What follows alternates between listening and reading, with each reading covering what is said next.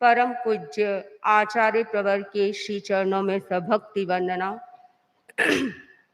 आदरास्पद साधु साध्यवृंद, समणेवृंद, उपस्थित भाइयों एवं बहनों,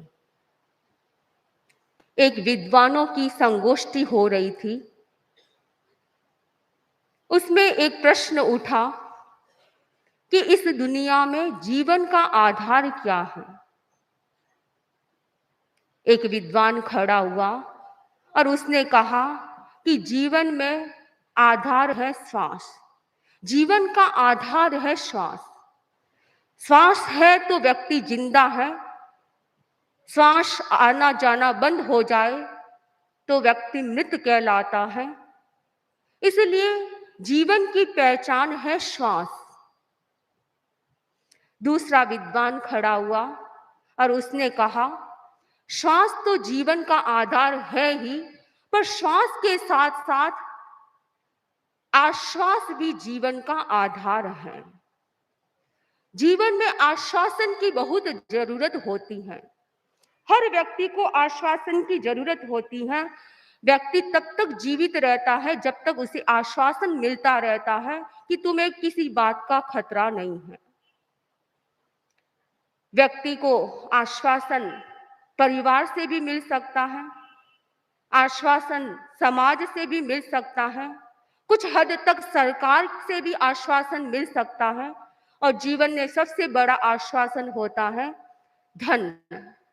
व्यक्ति के पास धन है तो उसे लगता है कि मैं अब मेरा जीवन निश्चिंत हो गया, मैं आराम से जीवन जी सकता हूँ।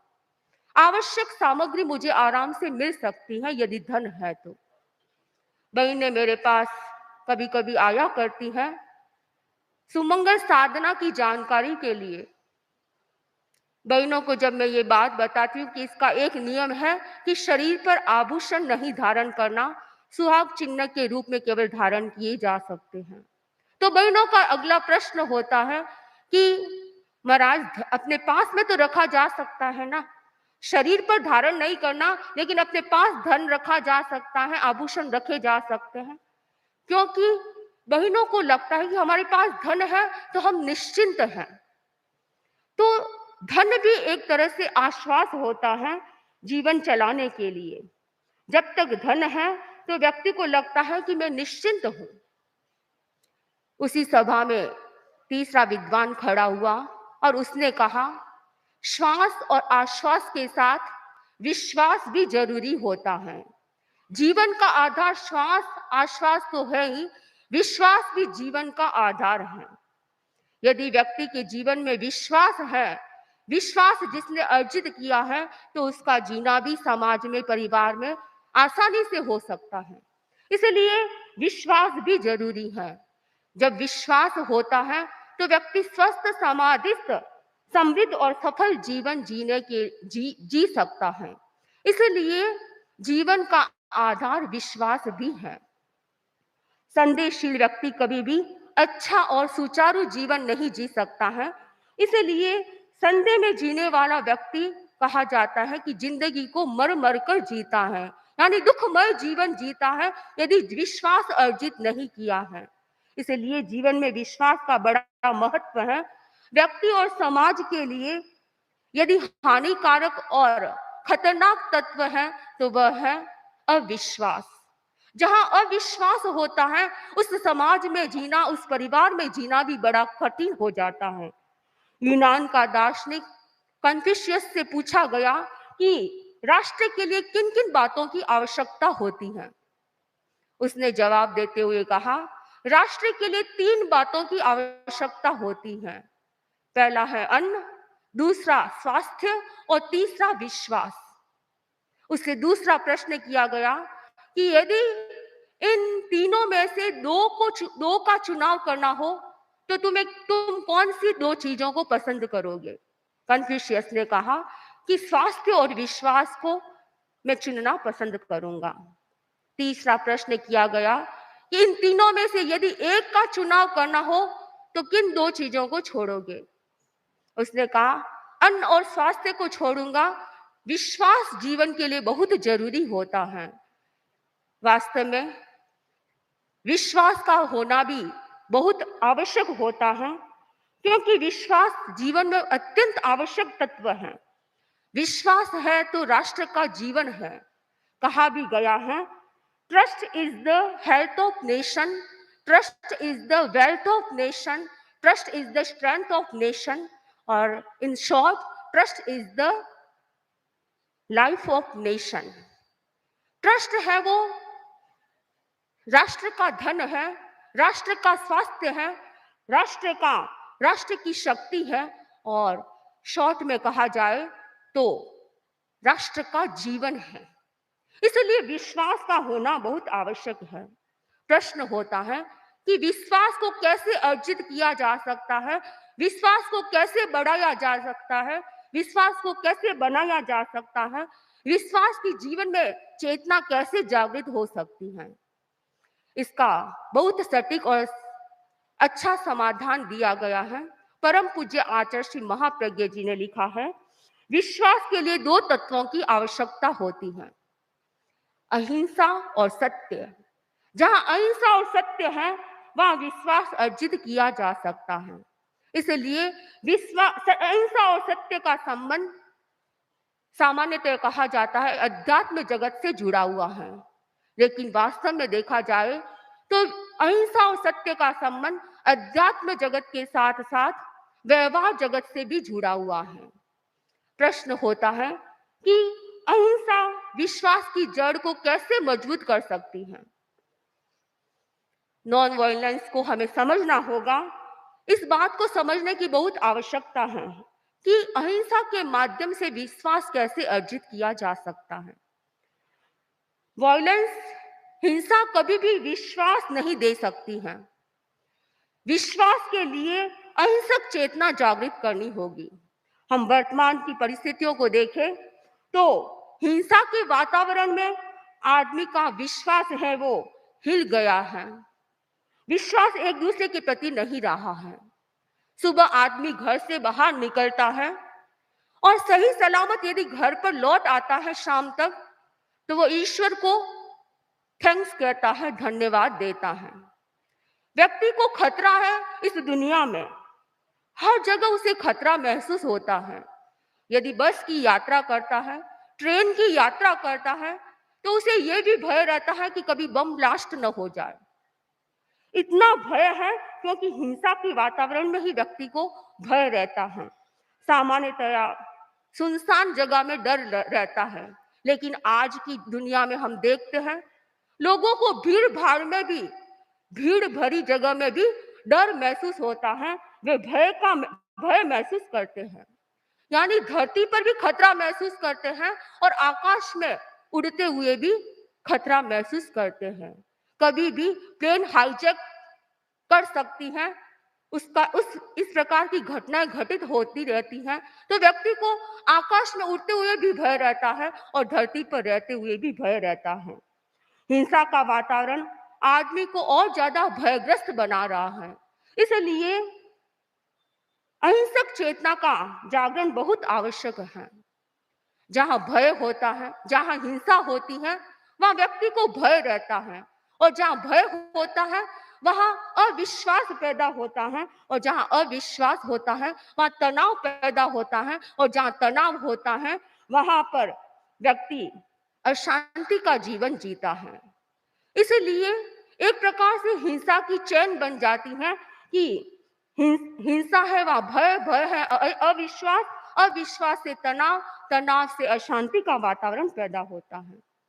घर में 4 सदस्य रहते हैं, तो आज की स्थिति ये है कि चारों सदस्यों में भी अविश्वास पैदा हो गया है। व्यक्ति 4 साथ में रहते हैं, उन्हें आपस में भी ये भय रहता है, विश्वास नहीं रहा है कि बाप बेटी का अपने एक दूसरे पर विश्वास नहीं है, पुत्र पुत्री का एक दूसरे पर विश्वास नहीं, भाई बहन का एक दूसरे पर विश्वास नहीं रहा है, कि आज कुछ भी घटनाएं घटित हो जाती हैं। इसलिए अहिंसक चेतना का विकास जरूरी है। अहिंसा जहां होती है वहां पर आवेश और आवेग संतुलित रहते हैं। आवेश आवेग पर नियंत्रण होता है, आवेश आवेग शांत रहते हैं, और जहां आवेग आवेश शांत रहते हैं वहां अहंकार भी शांत होता है। अहिंसक चेतना जागृत होती है, वहां पर अहंकार भी शांत हो जाता है। उस व्यक्ति के भीतर में करुणा संवेदना की चेतना जागृत होती है, और जहां अहिंसा होती है वहां व्यक्ति के भीतर में, उसके हृदय में आत्मोपम्य की भावना रहती है। इसलिए कहा गया कि जैसे हिंसा की चैन बनती है, वैसे ही अहिंसा की चैन बनती है। जहां अहिंसा होती है वहां पर आवेग, वहां पर अभय की चेतना विकसित होती है, और जहां अभय की चेतना विकसित होती है वहां पर विश्वास विकसित होता है, और जहां पर विश्वास होता है वहां शांति का वातावरण होता है, वहां मैत्री का वातावरण होता है। अहिंसा को विश्वास का आधार कहा गया है। तो अहिंसा का क्या आधार हो सकता है? अहिंसा किस पर टिकी हुई है? तो कहा गया अहिंसा का अस्तित्व सत्य से संभव हो सकता है। परम पूज्य आचार्य श्री तुलसी ने श्रावक संबोध की रचना की है, और उसमें इस बात को बताया गया है कि सत्य भी अहिंसा के लिए बहुत आवश्यक होता है। क्या कभी अहिंसा सत्य बिना जी सकती, सुई धागे के बिना वस्त्र सी सकती, अतएव अहिंसक सत्यनिष्ठ होता है, विश्वस्त स्वस्थ निज पाप पंक धोता है। परम पूज्य आचार्य श्री तुलसी ने लिखा है कि अहिंसा है वह सत्य के बिना, अहिंसा वो सत्य के बिना जी नहीं सकती है। सुई है, यदि धागा नहीं है तो सुई से सिलाई नहीं की जा सकती है। वैसे ही सत्य जहां पर नहीं है वहां अहिंसा की साधना भी संभव नहीं होती है। इसलिए अहिंसा के साथ सत्य की भी आराधना जरूरी होती है। प्रकारांतर से कहा जा सकता है कि विश्वास का आधार सत्य भी होता है। सत्य और विश्वास का गठबंधन है। अहिंसा और सत्य साथ में रहते हैं। भक्त परिज्ञा नामक एक पुराने ग्रंथ में लिखा गया है, विशस्य निजो मायाव होई, यानी सत्यवादी है वो माता की तरह विश्वसनीय होता है। इसलिए जहां सत्य टिक रहता है वहां पर विश्वास अर्जित किया जा सकता है। सुक्ति मुक्तावली ग्रंथ में आचार्य हेमचंद्र सूरी ने भी लिखा है, असत्यम प्रत्यय मूल कारणम। असत्य वो अविश्वास का मूल कारण होता है। इसलिए सत्य है विश्वास को अर्जित करता है। जो व्यक्ति सत्यवादी होता है वह खुली पुस्तक की तरह होता है। उसके भीतर में कोई लुकाव छुपाव नहीं होता है, सब कुछ सामने रखता है। छिपाने की भावना नहीं रहती है, छल कपट की भावना नहीं रहती है। जो व्यक्ति सत्यवादी होता है, सत्यवादी व्यक्ति कभी क्रोधवश भी झूठ नहीं बोलता है, कभी हास्यवश झूठ नहीं बोलता है, कभी भयवश किसी भी कारण से वह असत्य का आचरण नहीं करता है। वह इस बात का ध्यान रखता है कि मुझे सत्य वचन का प्रयोग करना चाहिए। तो सत्यवादी जो व्यक्ति होता है वह विश्वास अर्जित करता है। एक माँ के एक पुत्र था, इकलौता पुत्र था। माँ ने बड़े अच्छे संस्कार, सत्यवादिता के बहुत सुंदर संस्कार दे रखे थे कि बेटा कभी अपने जीवन में असत्य मत बोलना, झूठ मत बोलना। प्राय अपनी माताएं अपने बच्चों को प्राय ये प्रशिक्षण दिया करती हैं कि झूठ नहीं बोलना चाहिए। वह बच्चा भी इस बात को पकड़ के रखा कि माँ ने जो मुझे शिक्षाएं दी हैं वो अपने जीवन में आत्मसात करने का प्रयास करूंगा। अचानक उसके पिता का देहावसान हो गया। बहुत ज्यादा कर्जा भी चढ़ा हुआ था, छोटा था, बालक था। माँ पर सारी जिम्मेदारी आ गई। माँ ने बड़ी मेहनत करके अपने बच्चे को पाला पोसा, बड़ा किया, पढ़ाया लिखा। जब वह अच्छा पढ़कर बड़ा हो गया, अब वह कमाने के लिए जाना चाहता है। माँ से अनुमति मांगता है कि घर पर बहुत कर्जा भी है, ऋण भी चुकाना है और मुझे अच्छी कमाई करना है। तो इंडिया में रहकर मैं कमाई नहीं अच्छी कर सकता, इसलिए मैं दुबई जाना चाहता हूँ। माँ ने अनुमति दी। बेटा दुबई गया। दुबई में उसने कामकाज किया, अच्छा पैसा कमाया, परंतु वह गलत संगत में पड़ गया और शराब मांस का सेवन भी करने लग गया।